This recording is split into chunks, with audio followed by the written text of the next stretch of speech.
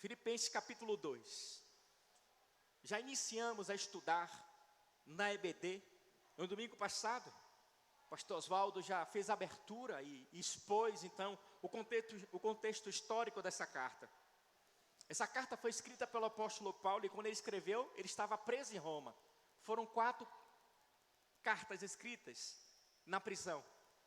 Efésios, Filipenses, Colossenses e Filemão. E aqui está, a carta da alegria. Paulo se alegra com esses irmãos, porque esses irmãos foram aqueles pelos quais manteram Paulo, né? Tiveram a oportunidade de manter Paulo ali no cárcere.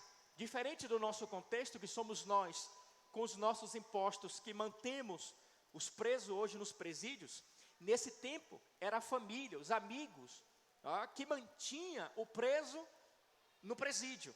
E Paulo está aqui preso, mas diferente do presídio, está preso em uma casa, uma prisão domiciliar. Ele foi preso porque ele pregava a Cristo, anunciava o Filho de Deus.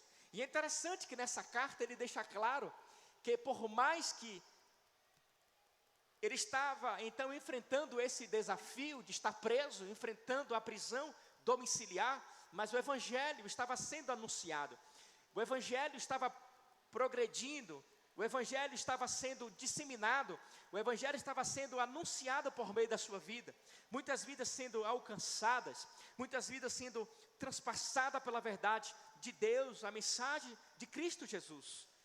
E aí então, ele escreve essa carta para se alegrar junto com seus irmãos ali em Filipos, né? Glorificar a Deus por estas vidas preciosas. Ele deixa altos ensinamentos, vários ensinamentos para esses irmãos e para todos os leitores em si, no seu tempo, no seu contexto e para nós também no século 21, assim quis o Senhor. E esse capítulo 2 é interessante, que a gente vai ver Paulo falar sobre a humildade, falar sobre o amor, falar sobre a comunhão, falar sobre a relação entre os irmãos, e em especial trazer o ápice desse capítulo 2, que está no verso 5 ao verso 11, quando ele diz do processo pelo qual Cristo Jesus passou. Ele diz dos 2 estados de Cristo, humilhação e exaltação, e ele também diz das 2 ações de Cristo em si simultânea, que é a divindade e a humanidade de Cristo. Ele deixa claro, alguns estudiosos apontam que do verso 5 ao verso 11, Paulo ele usa aqui uma espécie de música, né? Outros já apontam que Paulo usa uma poesia, mas nós, a olhar essa verdade, a se debruçar nesse texto bíblico, vamos ver que de fato Paulo está trazendo uma das maiores teologias consistentes, a teologia de Cristo, né? A doutrina de Cristo. Paulo está mostrando Cristo, né? Do seu sofrimento à exaltação, né?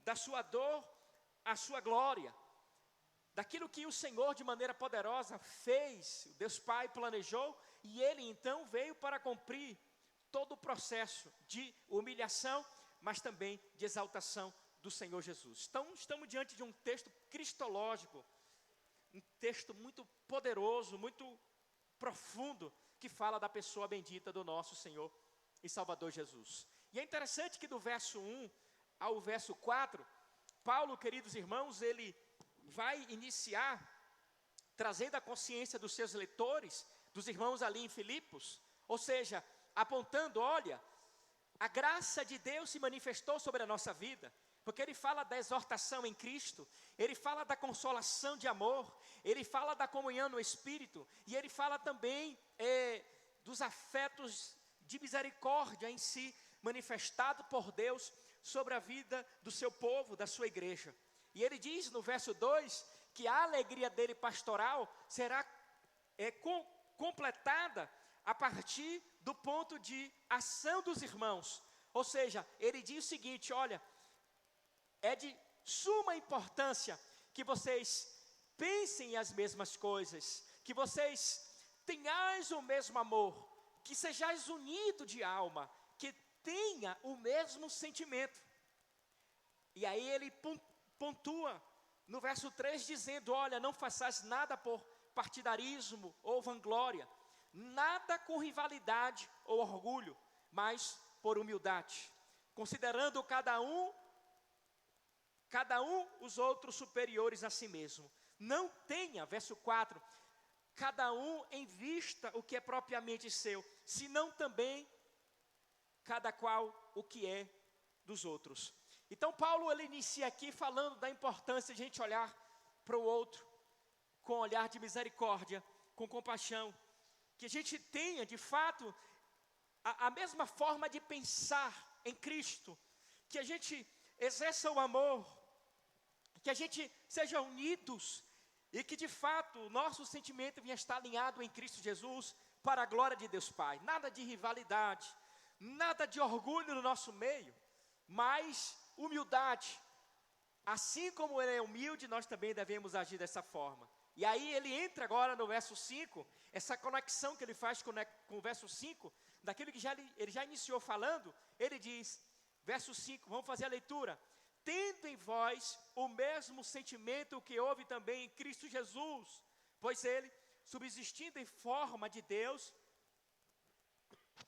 não julgou como usurpação o ser igual a Deus. Antes, a si mesmo se esvaziou, assumindo a forma de servo, tornando-se em semelhança de homens, e, reconhecido em figura humana, a si mesmo se humilhou, tornando-se obediente até a morte e morte de cruz, pelo que também Deus o exaltou sobremaneira, e lhe deu um nome que está acima de todo nome, para que ao nome de Jesus se dobre todo joelho nos céus, na terra e debaixo da terra, e toda língua confesse que Jesus Cristo é o Senhor, para a glória de Deus Pai.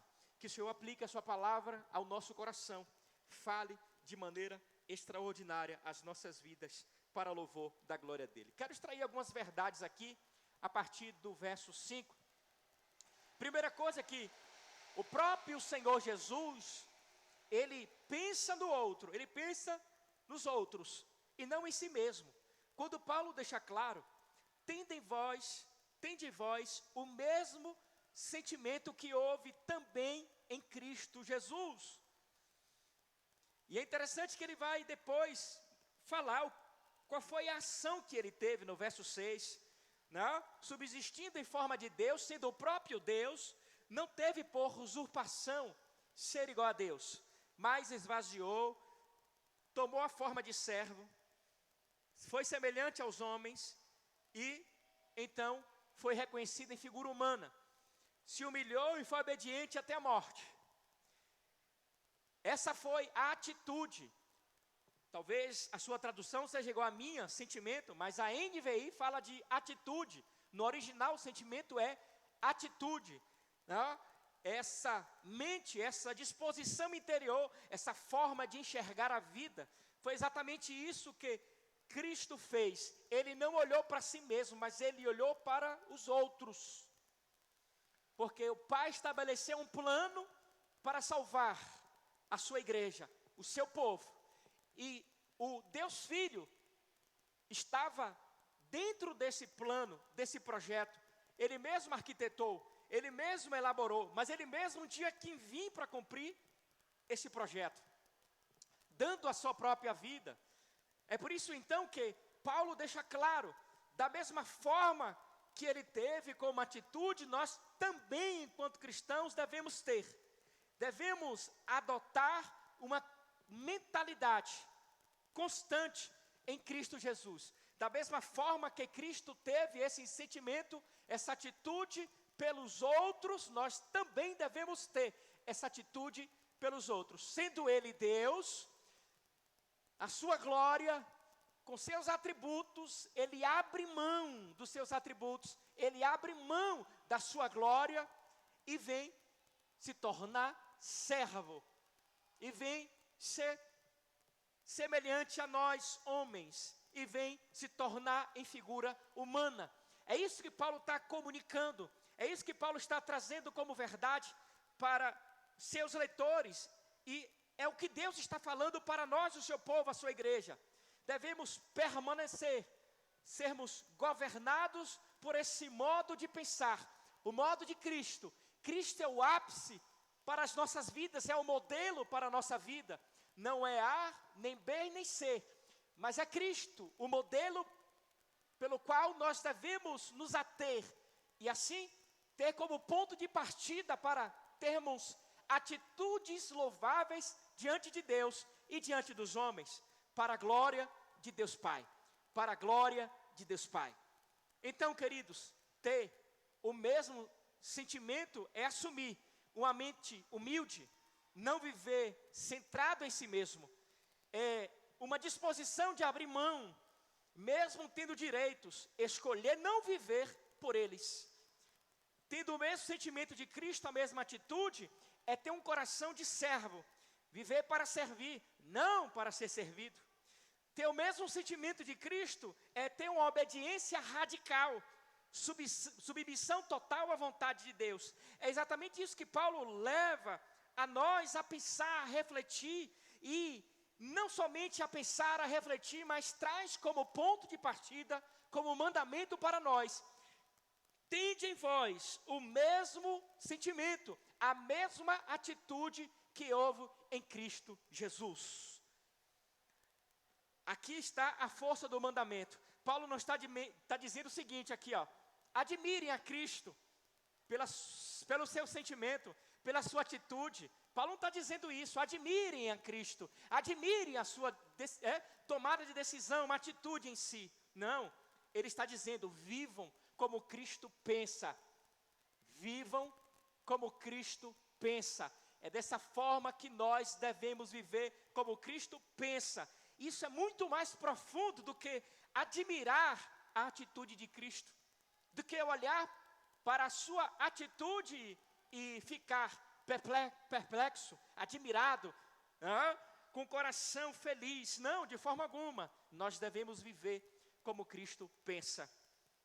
Tende em vós o mesmo sentimento significa, antes de reagir, pensar como Cristo pensaria. Antes de agir, haja como Cristo agiria. Antes de decidir, alinhe sua mente com a mente de Cristo. É trocar, queridos, eu quero, por eu preciso glorificar a Deus com os meus atos, com as minhas ações, com as minhas atitudes. É necessário trocar. Eu quero, por quero glorificar a Deus. Quero glorificar a Deus.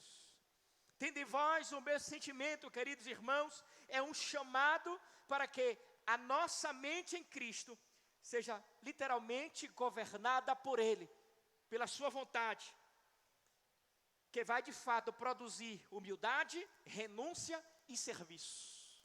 Quando a nossa mente está desprovida de nós mesmos, do nosso eu, dos nossos desejos, das nossas vontades, e está alinhada com a mente de Cristo, damos legalidade para Ele governar. E aí então, de fato, vai produzir os benefícios para nós: humildade, renúncia e serviço. É isso que nós devemos ter. É interessante, queridos irmãos, que ao contrário de Lúcifer, que desejou ser igual a Deus, o egoísmo tomou seu coração, e assim ele o quis ser igual a Deus. Ter o lugar de Deus, ter o trono de Deus. Assim também foi Adão. Adão também queria ser igual a Deus, conhecer do bem e do mal. Foi ludibriado, foi enganado, foi seduzido pela serpente, assim como Eva foi. Mas o nosso Senhor Jesus agiu diferente. Porque enquanto Satanás dizia: seja feita a minha vontade, o Senhor Jesus deixou claro para nós, em sua oração no Getsêmani, por 3 vezes: Pai, seja feita a tua vontade. Pai, seja feita a tua vontade. Não a nossa atitude, mas a atitude de Cristo. não o que pensamos, mas o que Cristo pensa para nós, a nosso respeito, para vivermos enquanto seus servos, enquanto seus discípulos. É dessa forma, queridos irmãos, que nós devemos viver. Em alinhamento total com a mente de Cristo. Recebemos a mente de Cristo, Paulo fala isso em Coríntios. E nós devemos usar essa dádiva, esse presente, para a glória de Deus Pai. É desafiador para mim e para você. Porque quanto mais eu alimento a minha mente com as coisas deste mundo, ela vai se tornando mais forte, mais robusta, que impede, de fato, da mente de Cristo acessar a minha mente e trazer benefícios para o meu viver diário. Mas quando eu me alimento, ou alimento a mente de Cristo, a mente que Cristo me deu, com as coisas voltadas para o reino dele, a oração, o estudo da palavra, a prática da palavra que me leva à santidade, a comunhão com os irmãos, a perceber o outro, a notar o outro, a servir o outro, são ações que glorificam o Senhor, o exercício da minha vida cristã, o fruto do Espírito que é evidenciado no meu viver diário. Isso alimenta a mente de Cristo, e ela vai se tornando mais forte, mais robusta na minha vida. E com isso, a natureza caída, por mais que ela tente, porque ela vai tentar a todo momento acordar, despertar o Adão, a Eva, que há dentro de nós. A todo instante somos fustigados, porque o bem que eu quero fazer, se eu não faço, mas o mal que eu não quero fazer, se eu faço, a todo momento, como não habita bem nenhum na minha carne, eu vou ser provocado a, de fato, a executar, a ter atitudes fora da vontade de Deus, fora da mente de Cristo, do que Cristo pensa e deseja para nós enquanto seus discípulos. Mas eu preciso lutar para que a mente de Cristo, a mente que Ele me deu, possa prevalecer a todo momento, a todo instante. Por isso que Paulo, escrevendo aos Romanos, capítulo 12, verso 2, ele diz: não vos conformeis com este mundo, mas sejais transformado pela renovação do vosso entendimento.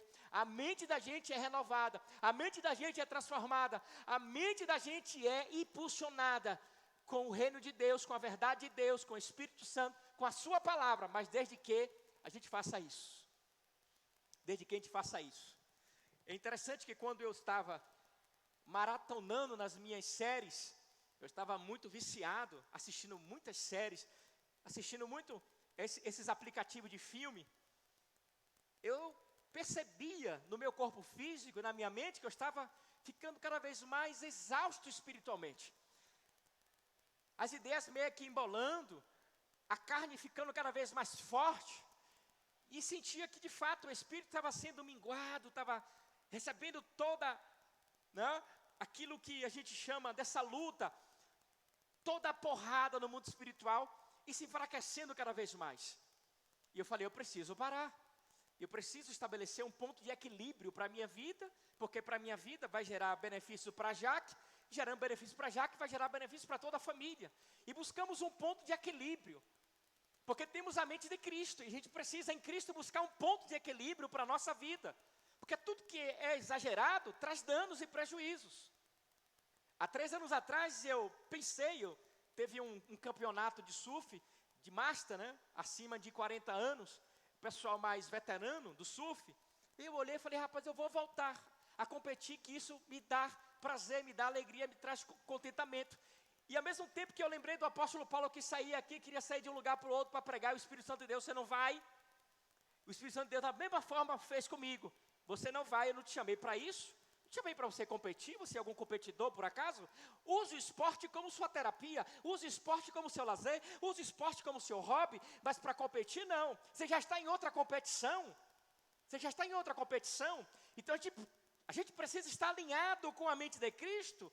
Tanto alinhado com a mente de Cristo, a gente vai receber a direção de Deus para fazer a coisa certa, para agir de forma certa, para falar a coisa certa, mesmo agindo, na maioria das vezes, fora da vontade de Deus, ou falando aquilo que de fato não é o que Deus quer que a gente fale, mas a gente tem a oportunidade ainda de voltar atrás, fazer o caminho de volta, se retratar, se redimir, pedir perdão, e ao mesmo tempo buscar alinhados com a mente de Cristo, fazia a coisa certa. Então, irmãos, precisamos ter a mesma atitude que houve também em Cristo Jesus. Sendo Ele Deus, tendo toda a sua glória, toda a sua pompa, todos os atributos a seu favor, Ele falou, não vou usar não, eu vou me tornar servo, vou me tornar homem. A semelhança do homem, eu vou descer. E assim devemos ser, assim devemos viver.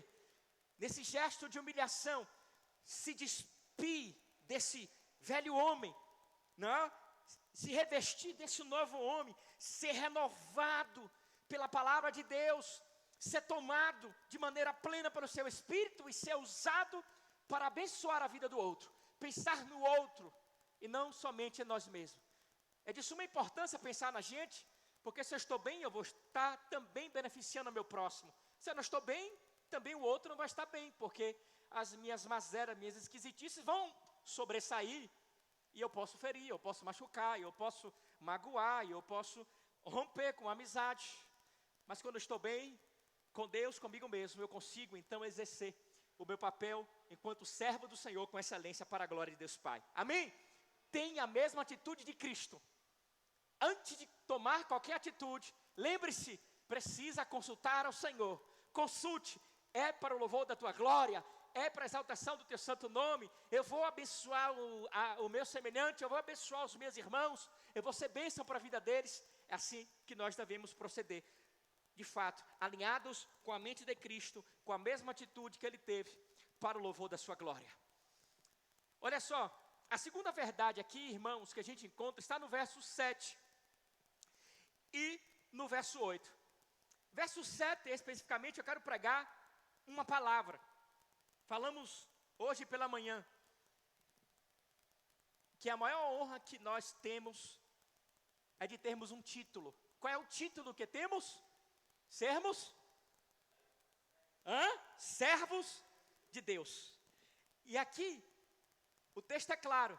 Antes, a si mesmo se esvaziou. Eu acho interessante que o pastor Jonas Madureira, ele faz, pegando aqui a ideia do original, esvaziar, ele mostra Cristo, o único que pode se esvaziar, porque é o que tem. Tá certo? Ele tem. E ele tem condições de se esvaziar. Então ele se esvazia de si, de tudo que ele tem, da sua glória, da sua majestade. Ele se esvazia de si, ele pode, é verdade. Mas na nossa humanidade também a gente pode se esvaziar do nosso eu, dos nossos desejos, das nossas vontades. Não no ápice de Cristo, que só Ele é Deus, só Ele tem. A gente não tem nada, como a gente vai se esvaziar se não tem nada para esvaziar? Nós somos um saco vazio. E para esvaziar tem que estar cheio. Ele tinha e tem condições para se esvaziar, nós não. Agora, pensando na nossa humanidade, na nossa natureza caída, no nosso eu, no nosso ego, aí sim, ele se esvaziou da sua glória e assumiu a forma de servo. Aqui não foi só a aparência de Cristo. Cristo teve uma aparência de servo. O pessoal olhava para ele, ali não é Deus não, ali é servo, é um escravo. Não é a aparência, queridos. A forma aqui, Jó, é algo que é de dentro para fora. Uma ação de dentro para fora. Os seus atos comprovou isso. As suas atitudes, o seu movimento na terra, entre os homens, comprovou que ele era servo. E ele pregou isso, ensinou isso e viveu isto como servo.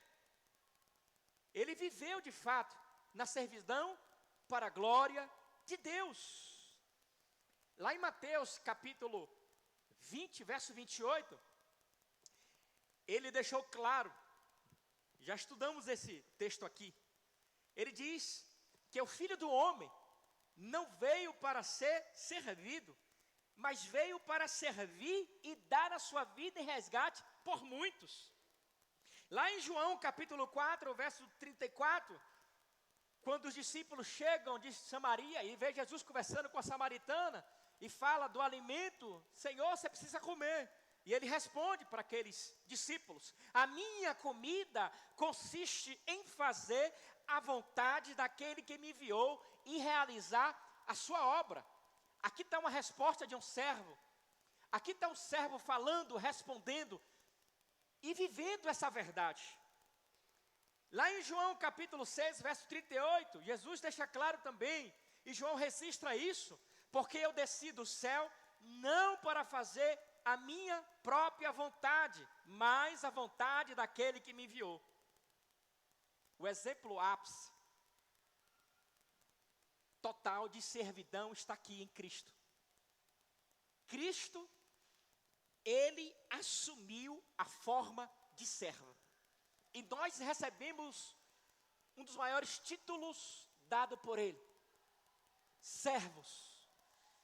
Fomos salvos para servir, é o tema nosso. É a divisa do nosso tema anual. Fomos salvos para servir, criados em Cristo Jesus para as boas obras. E agora, queridos irmãos, como exemplo áureo, ápice de Cristo Jesus, como servo, sendo Ele Deus, Senhor, se tornou servo, semelhante a homens, a nós, assumiu essa forma de escravo e foi servir, e foi cumprir a missão do Pai, e foi viver esta verdade, lavando os pés dos discípulos, deixando o exemplo maior, ensinando, orientando, instruindo. E agora cabe a nós, enquanto servos, olhar para o nosso Senhor Jesus, o seu exemplo, porque aqui está o processo de estado de humilhação de Cristo, se tornar servo, se tornar semelhante a nós, assumir a figura humana. Aqui está o processo de humilhação, desde quando ele deixou a sua glória e adentrou de maneira miraculosa no ventre de uma mulher para nascer. Homem inicia o processo de humilhação de Cristo Jesus. E Paulo deixa claro, e Paulo estabelece aqui, queridos irmãos, aquilo que a teologia chama de humilhação. E de fato, queridos, olha o processo pelo qual ele passou. Sendo ele Deus, o Criador do universo, como eu comecei este culto, propositalmente, mostrando que ele é Criador de todas as coisas. Sendo ele Deus, onipotente, onisciente, onipresente, ele se tornou escravo, servo, e serviu como ninguém, com excelência para a glória de Deus Pai. E aí cabe a nós a pensar e a refletir sobre isso, queridos irmãos. Cada um de nós recebemos uma graça de Deus, um dom de Deus, uma dádiva do Senhor, para servir, para edificar o corpo de Cristo, para ser um instrumento para abençoar vidas. Queridos, isso alegra o coração de Deus. Paulo, ele, representante de Cristo, ele deixa claro. Enquanto pastor, enquanto apóstolo, ele diz: olha, completem a minha alegria, me deixem felizes, vivendo desta forma, né? Pensando a mesma coisa em Cristo, vivendo o mesmo amor em Cristo, unidos, ligados na mesma sintonia em Cristo, e tendo o mesmo sentimento em Cristo para a glória de Deus Pai. É isso que nós devemos fazer, é dessa forma que nós devemos viver. É de suma importância aquilo que Deus colocou na sua mão para você usar. Falei hoje pela manhã e usei o exemplo da irmã Vasti. Não é Vasti não, mas uma irmã na primeira igreja que deixou o carro dela muito tempo parado, sem usar, e que quando foi funcionar, João Vigílio foi funcionar o carro dela, botei o motor, porque o óleo ficou duro dentro do motor e não funcionou mais. Quando a gente deixa de usar aquilo que Deus nos dá, a gente vai enferrujando, o óleo vai ficando duro, denso, e quando você for querer fazer um movimento para servir ao Senhor, você não vai conseguir, porque o óleo está duro. Você vai sentir: rapaz, estou emperrado, estou estranho, não estou falando mais como eu falava, não estou orando mais como eu orava, não estou tendo mais vontade, desejo de ler a Bíblia como eu lia antes, não estou mais com aquele entusiasmo, aquela alegria para pregar, evangelizar, fazer. Por quê? Porque você foi parando, ó, gradativamente de servir ao Senhor. Gente, o melhor e maior título que recebemos de servos. Paramos de servir. A luta faz isso, a dor faz isso, o sofrimento faz isso. Mas também o eu faz isso com a gente. Mas também a natureza caída faz isso com a gente. Faz a gente recuar, faz a gente abraçar tantas outras coisas. Isso aqui, ó, alegra a minha carne, isso aqui é maravilhoso, isso aqui é bom. Isso aqui é bom demais, gosto disso aqui. Aí eu gosto, eu tenho um prazer nisso. E aí a gente começa a se envolver com essas coisas. E vai deixando de lado o que é essencial. Queridos irmãos, nós não somos deste mundo, somos peregrinos, estamos passando o tempo aqui, e o que Deus fez com a nossa vida foi nos presentear, nos deu uma nova vida, nos deu dons para servi-lo, e a gente precisa servir aonde Ele nos plantou, na igreja local, na família que Ele te deu, na casa que Ele te colocou, no bairro que Ele te colocou, na cidade, aonde você estiver. Você precisa servir a seu próximo, ser uma bênção na vida do seu próximo. Não podemos ter essa coisa entre nós, rivalidade, orgulho. Tudo isso é da natureza caída, tudo isso não procede de Deus, tudo isso estraga, penaliza. O que nós devemos fazer é viver em humildade, reconhecer o outro superior a nós, é olhar para o outro e ver alguém de valor especial, que precisa do nosso acolhimento, do nosso carinho, da nossa afetividade, de um parabéns, de um bom dia, boa tarde. Deus te abençoe. Essa mensagem é para o seu coração, meu irmão, minha irmã. Esse presente é para você. É isso que a gente precisa fazer, irmãos. Ter a mesma atitude de Cristo e ser como Ele foi e deixou exemplo. Servo de Deus. Quem é você? Sou servo de Deus e eu estou aqui para servir. Sirva. Uma outra verdade que nós encontramos aqui, a terceira verdade, é no verso 8. Que Ele se sacrifica, irmão. A si mesmo se humilhou, tornou-se obediente, e a obediência dele, há um marco profundo na sua obediência, porque aponta para a sua morte, e morte de cruz. A obediência não foi uma obediência por obedecer, por causa de um ritual, porque eu tenho que ir para o culto de quarta-feira de oração e doutrina, porque eu tenho que ir para a EBD, porque eu tenho que ir para o evangelismo, porque eu tenho que ir para o culto do lar, porque eu tenho que ir para o pequeno grupo. Não foi algo ritual, a obediência dele não foi algo ritualística, porque eu tenho que ir, não, porque eu vou em amor, porque eu gosto, porque eu amo, porque eu faço independente do que há de acontecer comigo, porque esse mesmo homem que deu a sua própria vida, esse homem, Deus homem, ele também ensinou o apóstolo Paulo. Por isso que o apóstolo Paulo disse no verso 21 do capítulo 1, porquanto para mim o viver é Cristo e o morrer é lucro, independente se eu tenho vida, se eu estou com vida ou não sei, o dia de amanhã, o mais importante é que eu quero estar com o meu Senhor, quero servir ao meu Senhor, quero adorar o meu Senhor e quero alegrar o meu Senhor com a minha vida, com o meu serviço. Querido, está aqui o ápice do ministério de Cristo. Tem um teólogo, John Vett, ele diz o seguinte: o ministério que não custa coisa alguma, o ministério que não custa coisa alguma, não realiza coisa alguma. O ministério que não custa coisa alguma, não realiza coisa alguma. Muitas pessoas estão dispostas a servir a outras, desde que isso não lhe custe nada. Não lhe custe nada vezes nada. Mas se precisar pagar algum preço, perde o interesse no mesmo instante. Eu lembro de um pequeno grupo, eu fiquei até espantado com a fala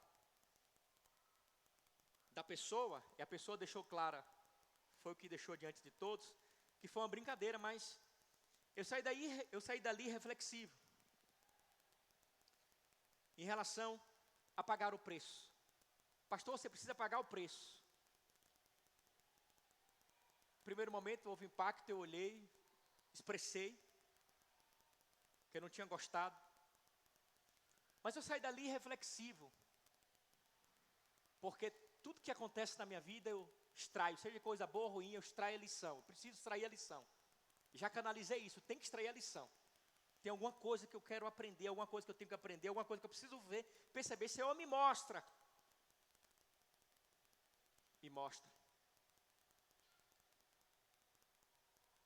E quando eu olhei para alguns irmãos daqui da igreja, percebi que não porque eu tenho que vir, não porque eu tenho que vir, mas que é importante estar para somar, agregar, para ser bênção. E eu fiz uma reflexão no culto matutino, nas quinta-feira. Eu falei, rapaz, eu preciso.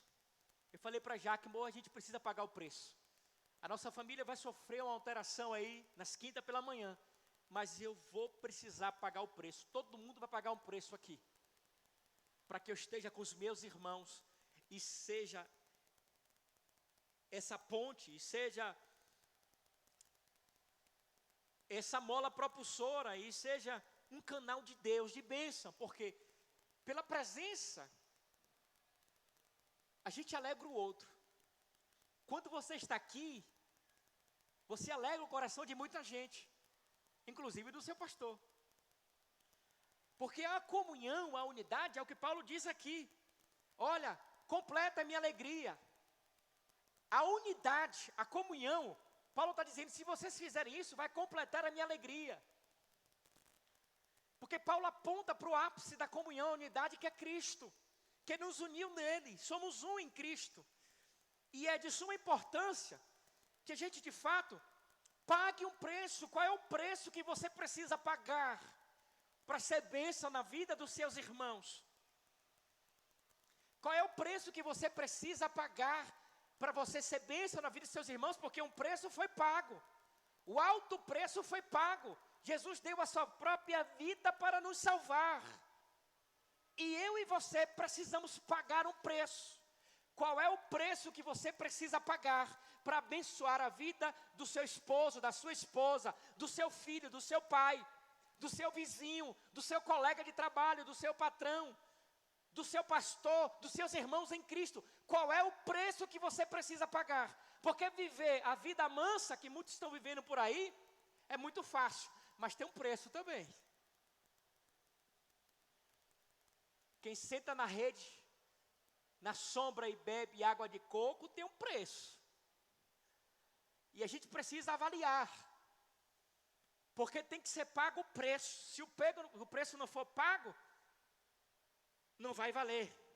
O ministério que não custa coisa alguma, não realiza coisa alguma.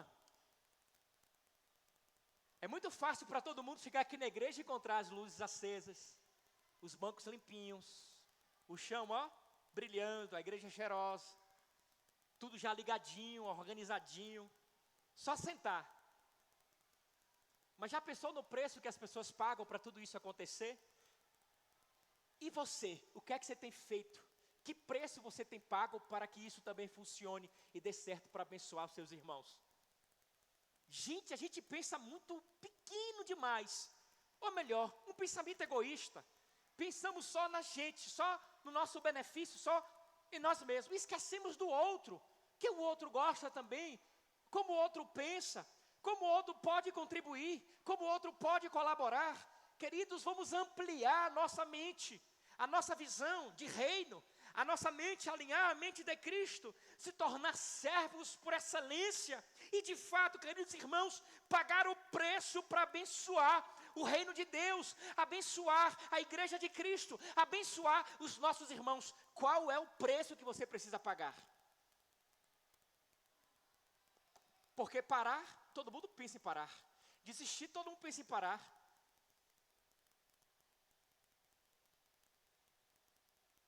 Mas tem que pagar o preço. E depois eu fui entender, tem que pagar o preço. Porque a frase que a pessoa usou naquele dia não serviu para aquele dia, mas está servindo para agora. Quando eu lembro daquela frase, o Espírito Santo de Deus me diz no meu coração: pague o preço. Dentro de mim, irmãos, a vontade é de não.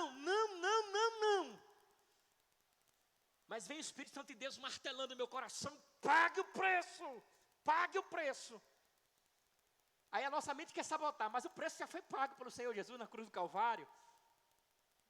A gente sempre busca meio, forma de usar mecanismo de defesa para, né, se beneficiar. A gente nunca pensa no outro e beneficiar o outro. Como é que está o pastor Oswaldo? Como é que está a sua vida? O que é que ele pensa quando coloca a cabeça no travesseiro? Como está o coração de Webert, enfrentando esse desafio no tempo presente? Como está Leandro quando fica em casa, um homem que é importante, é de suma importância, está produzindo, fazendo o que é necessário fazer para suprir a necessidade da sua casa, mas está lá com a perna para cima, porque está sem movimento, o dia todo dentro de uma casa, sem poder fazer nada. A gente não pensa, irmãos, a gente não sabe por que Cristo não está vindo mais. 3 domingos você vinha, aí eu abro logo o leque aqui, meu irmão. Por que não está vindo mais? O que está acontecendo com meu irmão? A ausência dele, o porquê? Será que isso é só a responsabilidade de um? Será que isso cai sobre os ombros somente de uma pessoa? Ei, tem que pagar o preço. Entrar e sair pelaquela porta é muito fácil. Eu tenho lutado contra meus pensamentos, meus sentimentos. Senhor, eu queria tanto de voltar ao que era antes, entrar e sair pelas portas, e olha que não era assim. Tanto na primeira igreja, como também na Lindinópolis. Na Lindinópolis eu tive um destaque muito maior. Pastor Pedro até me apelidava, 220, não parava. Eu estava com 9 ministérios na mão, 9. E aí a irmã Beni falou, você pode dar aula para os adultos? Aí eu vou perguntar ao meu pastor, se ele liberar, eu quero, lógico. Fui lá, ele olhou para mim, rapaz, você tem 9, vai para 10. Você não bate bem na cabeça não, né? Pegue um só e faça com qualidade, homem. Eu olhei para ele, tá bom, pastor, já entendi o recado, tá bom. Minha irmã, não vou poder não, meu pastor não deixou. Por cuidado, por zelo, não por autoritarismo. É cuidado dele. Eu entendi. É como se eu precisasse entender, para esse tá com 9, cara, tem gente aí sem fazer nada. Estiga, estimula. Aí eu pego um homem como esse daqui de Deus, e a gente implanta um ministério de novos decididos, que até hoje está implantado na Lindinópolis, de acolher, bora trabalhar comigo, vamos dar aula, vamos fazer uma escola bíblica dominical só para os novos, vamos estudar com eles, vamos falar do Evangelho, vamos pregar o Evangelho, vamos preparar eles para o batismo. E traz mais um, e bota mais outro, e vem mais um, e vem mais outro. É isso que a gente precisa fazer, irmãos, ei, não podemos cruzar o braço, tudo bem que você não foi chamado para pregar, aqui no púlpito, mas você tem outras dádivas do Senhor para fazer, para realizar. Eu vou tirar o pessoal que toca aqui da igreja para não dizer que eu estou falando nada em relação a eles. Vou tirar. Jorge e Mateus. Mas você já pensou na possibilidade de você tocar aqui também? A nossa igreja tem necessidade de ter um playback tocando nos domingos, irmãos? Tem. Você pode aprender a tocar. Eu já tentei, não tem. E também não tem como eu ficar no gol, na zaga, no meio de campo e ser atacante. Aí é demais. Aí eu vou morrer um dia. Não vou conseguir fazer tudo. Até pregando. Estava vendo um vídeo esses dias que a gente precisa acompanhar a idade, né, Lu? Já passei do 40, eu estou achando que eu estou com 20 ainda. Eu quero fazer tudo mesmo, irmãos. E aí tem horas que eu sinto até um negócio no peito assim, Fidelis. E aí já que, rapaz, você já passou do 40, você toma jeito, não tem mais 20 anos mais não. Porque se deixar a gente quer fazer tudo, mas não pode.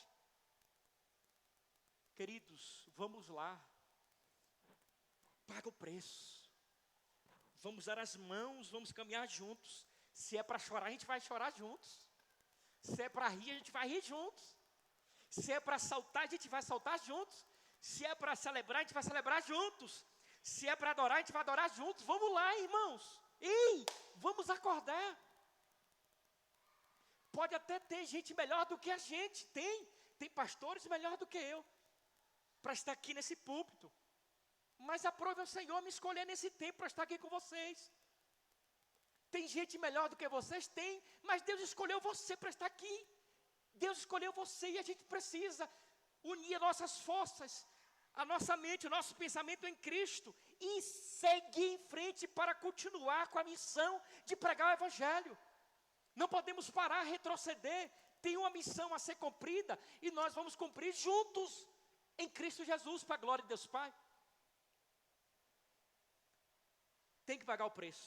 E por fim, 9 a 11, perceba que Deus exalta Cristo, dá um nome para Ele, acima de todos os nomes.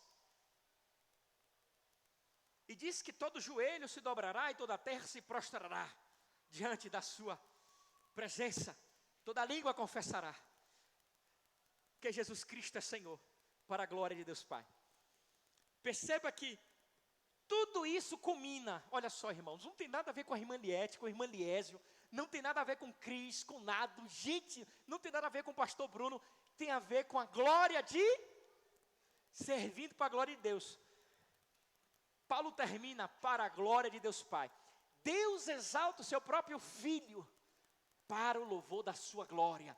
Ele entra no processo de humilhação, mas também entra no processo de exaltação. Deus exalta e dá o nome acima de todo nome. No céu, na terra, no mar, acima de todo principado e potestade. E todo joelho vai se dobrar naquele grande dia, e com seus lábios vai confessar que Jesus Cristo é Senhor, para a glória de Deus Pai. Tudo culmina, tudo termina na glória de Deus. É para a glória de Deus. Não é para minha nem para a sua glória. Se for para isso acontecer, vai dar errado. Não vai dar certo.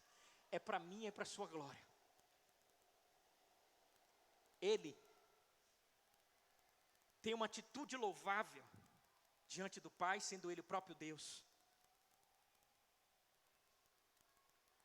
Sendo Deus, não teve por usurpação a ideia de não tomar para si seus atributos, a sua glória, mas deixar. Ele deixou. Usurpar aqui não é roubar, mas ele deixa. Não faz uso em seu próprio benefício, mas ele deixa por causa dos outros, que para pagar o preço, ele precisava se tornar homem, e o sangue dele ser vertido na cruz do Calvário, porque sem remissão do sangue, sem o sangue ser vertido, não há remissão dos pecados.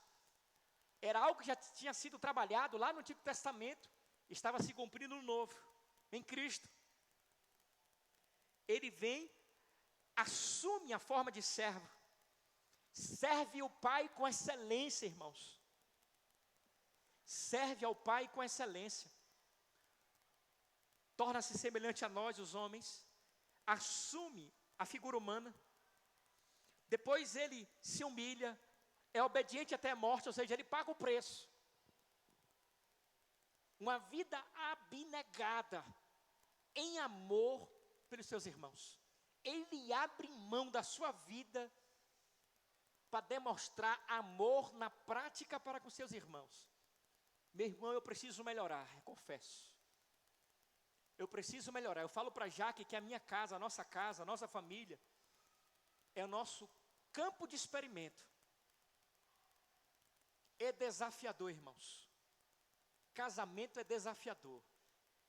Lidar com os filhos é desafiador. Não é fácil para ninguém. Chegaram para a esposa de Billy Graham. Billy Graham foi o príncipe dos pregadores do século XIX. Rapaz, a senhora, o esposo viaja muito, pregando o evangelho, muitas vidas se rendendo, um homem de Deus, um servo do Senhor. E a senhora já pensou em divorciar dele? Já, porque não é possível. Como a senhora aguenta isso? Aí ele olhou para a repórter e respondeu: divorciar nunca pensei, graças a Deus. Agora matar, várias vezes. É uma forma para descontrair um quebra-gelo, porque é desafiador. Casamento é desafiador, irmãos. Mas nós somos lapidados na nossa casa. Nosso cônjuge vem para lapidar a gente. Nós somos humilhados, envergonhados.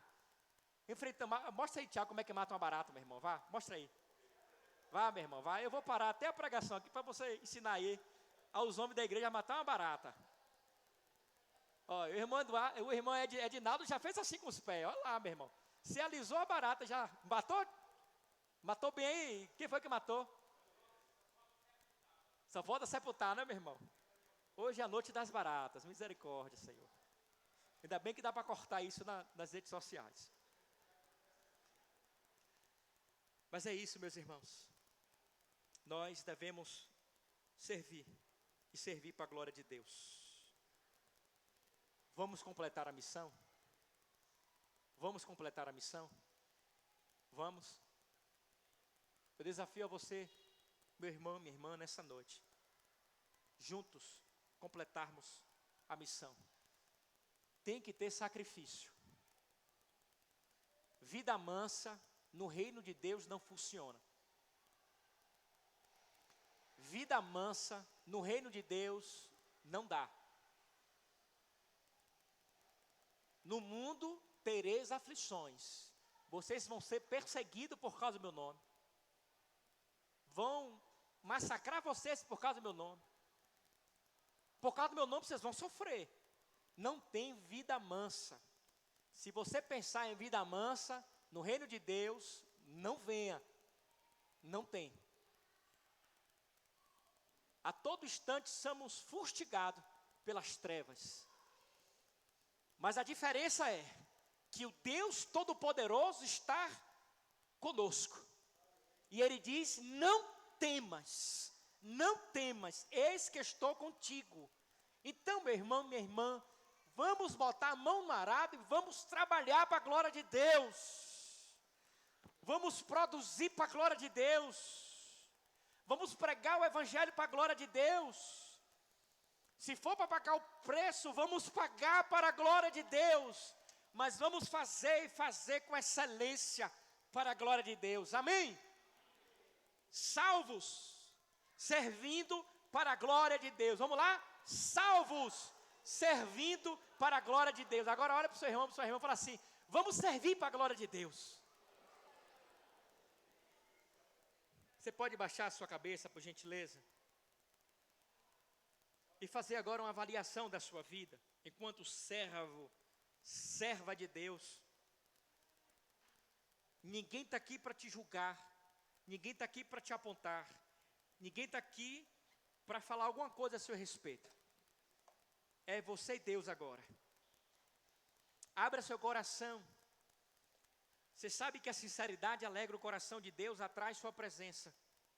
Mostra para Ele, fala para Ele, diz como você está, enquanto servo de Deus, serva de Deus. Aonde precisa de reparo? Aonde precisa de reparo?